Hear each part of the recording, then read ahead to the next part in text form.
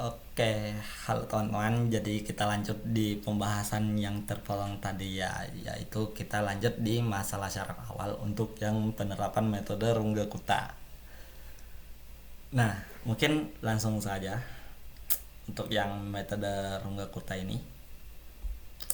Hapus ya. Mana ya Runge-Kutta. Nah, ini dia.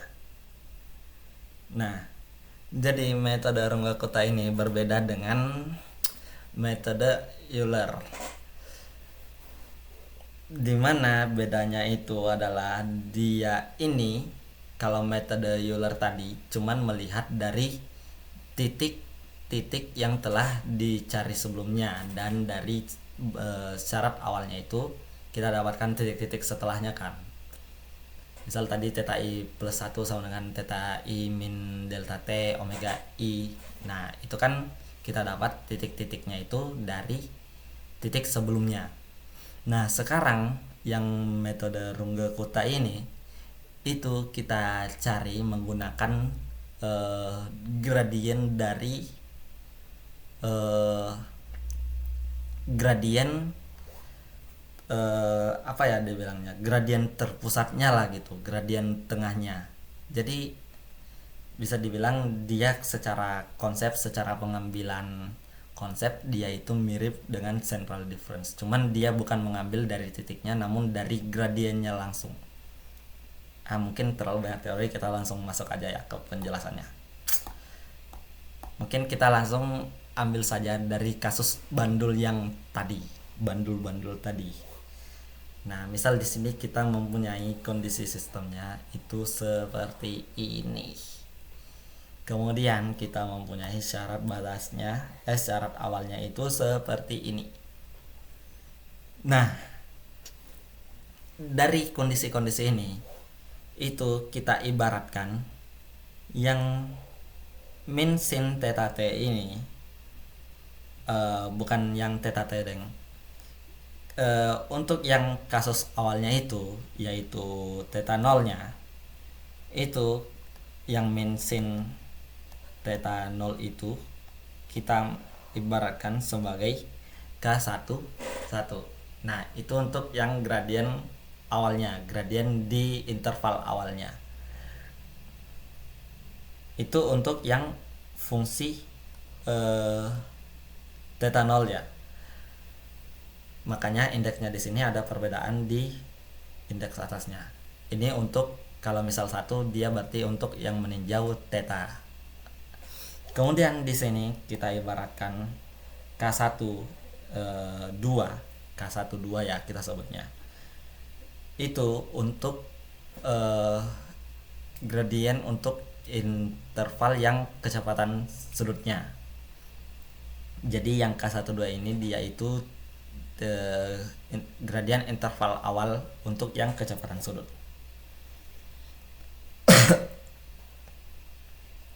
Nah, kemudian kalau kita tadi lihat ya, kalau dengan metode central difference, turunan untuk omega i itu atau yang d omega per dt ini yang sama dengan min sin theta t itu, dia itu kalau dilihat ya, permasalahannya itu nilai theta seperduanya itu belum bisa diketahui secara langsung.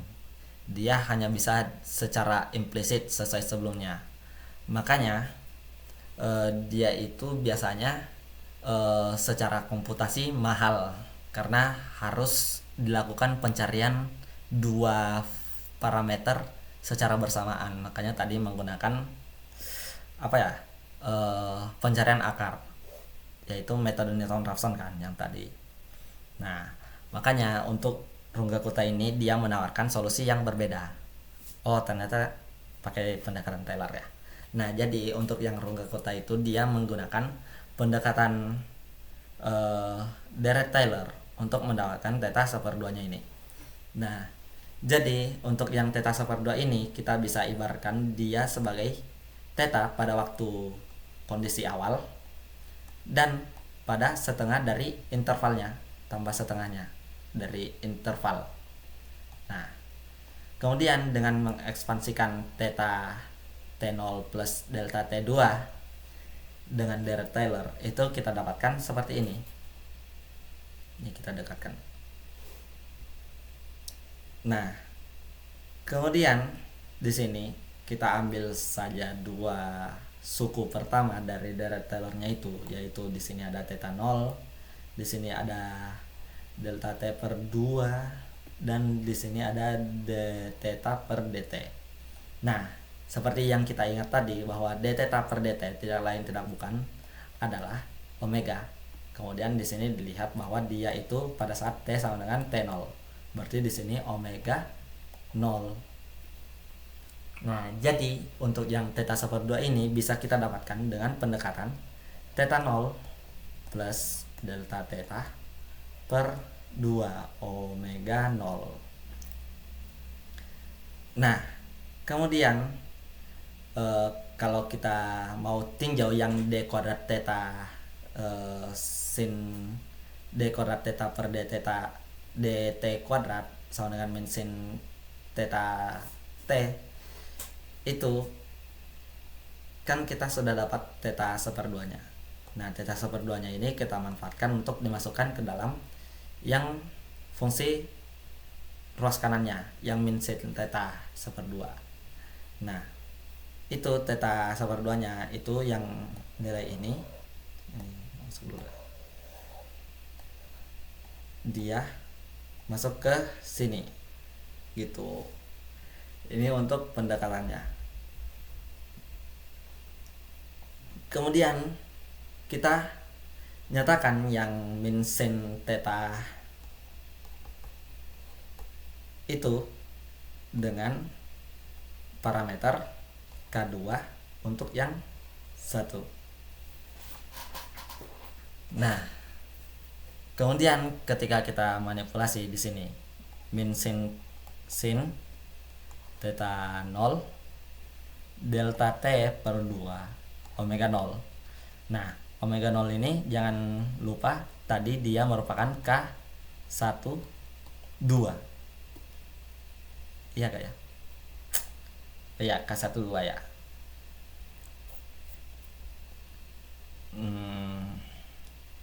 K1 2. Nah, yang bagian ini kita nyatakan sebagai parameter K21. Nah, jadi kita memanfaatkan yang K12 tadi atau omega 0 tadi untuk mencari K2. Kemudian K21-nya ini untuk apa? K21-nya ini untuk kita mencari yang bagian K22. Enggak. Yang K11-nya tadi kita manfaatkan untuk mencari K22. Nah, mungkin aku jabarin dulu ya yang ini. Yang omega 1/2 ini kita lakukan pendekatan yang sama dengan yang theta tadi. Itu dia akan mendapatkan bentuk seperti ini. Nah, di sini kan tadi pendekatan Taylor-nya. Dirac Taylor-nya di sini ada diferensialnya. Kemudian diferensialnya ini kalau kita lihat tadi itu diferensial d omega per dt itu sama dengan min sin theta 0. Karena di sini t sama dengan t0 ya. Nah, kemudian yang ini yang bagian ini kita masuk ke sini gitu.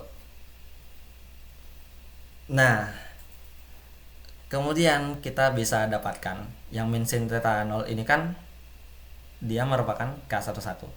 Jadi yang K22 ini bisa kita dapatkan dengan melihat K11. Kemudian yang K21 ini kita bisa dapatkan dengan melihat yang K12. Nah, kalau dilihat yang metode Runge-Kutta ini dia itu mencari bukan langsung titik setelahnya yang bersifat bulat. Jadi bukan I sama dengan 1 2 3, tapi dia mulai mencari setengahnya. Jadi bukan interval yang langsungnya tapi interval tengahnya. Nah, kalau kita kumpulkan tadi yang K11, K12, K21, K22 itu nanti kita akan dapatkan dia bentuknya seperti ini. Jadi kita nggak perlu eh, kita untuk mencari eh, ini yang K11, K12 dan seterusnya itu, ini kita manfaatkan untuk mencari omega 1 dan theta 1 dengan rumus yang ini. Nah, misal di sini tadi udah kita ketahui kan omega 0 dan theta 0-nya berapa gitu. Nah, jadi di sini tinggal kita manfaatin yang untuk yang theta 1 kita cari dengan cara melihat theta 0-nya atau sudut awalnya, interval waktunya, dan ini kalau K-nya ini ya sepemahamanku dia merupakan gradiennya gitu. Nah, makanya dia dicari dengan pendekatan yang ini. Jadi dia bukan seperti yang aku bilang, dia bukan yang langsung lompat ke bilangan bulat, tapi dia itu mencari dengan cara interval pertengahannya gitu. Ya, secara yang bisa aku jelasin mungkin seperti itu sih. Nah, kemudian ini kan cuman untuk mencari yang nilai selanjutnya dari omega 1 kan. Omega 1 dan theta 1. Nah, untuk mencari nilai-nilai selanjutnya omega 2, theta 2 dan seterusnya, itu kita lakukan perumuman indeks seperti ini.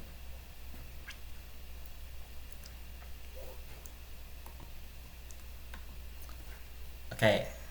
Ini untuk perumuman indeksnya. Jadi di sini misal kita diberikan theta i-1 dan omega i-1, tadi itu kita mulai dari 0 ya. Nah, nanti kita gunakan ini untuk mencari K21 dan K22.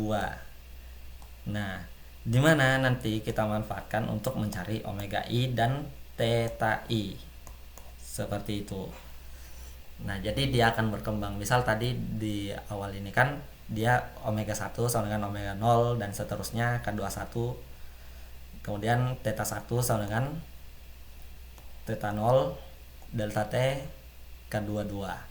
Seperti itu. Dan nanti untuk mencari T omega 2 berarti di sini omega 1 delta T, di sini K21, dan di sini nanti indeksnya mengikuti. Misal K21 berarti di sini berapa gitu. Nah, kemudian ini untuk rumus umumnya untuk mencari omega dan theta di waktu-waktu seterusnya. Nah, untuk penerapannya, ini ada catatannya. Jadi bisa diperhatikan kembali bahwa kita tidak lagi memakai syarat awal yang merupakan gradien awalnya secara terus menerus gitu. Yang kita gunakan tadi syarat awalnya itu cuman untuk yang pertama. Namun seterusnya itu kita gunakan gradien atau interval baru yang telah diperbarui. Secara simpelnya seperti itu. Nah, ini untuk algoritmanya. Jadi di sini bisa kita lihat algoritma untuk bandul dengan metode Runge-Kutta orde 2. Jadi di sini untuk parameternya seperti biasa untuk syarat awal ya. Dia ada Tmax, ada N, ada theta 0 dan ada omega 0. Nah, di sini ada tau seperti biasa, ada d tau seperti biasa, dan ini seperti biasa T naga 0 seperti biasa. Nah, kemudian ada looping di sini K11 kita masukkan yang rumus K11 secara umumnya tadi, kemudian K12 rumus umumnya tadi, dan seterusnya seperti itu. Gitu sih. Nah, kemudian di sini ada parameternya masuk. Kemudian seterusnya seperti itu. Nah, kita masuk ke Runge-Kutta orde 4. Sebenarnya dengan cara yang sama seperti tadi, kita itu bisa merumuskan untuk yang Runge-Kutta orde 4. Namun nanti perbedaannya ada eh,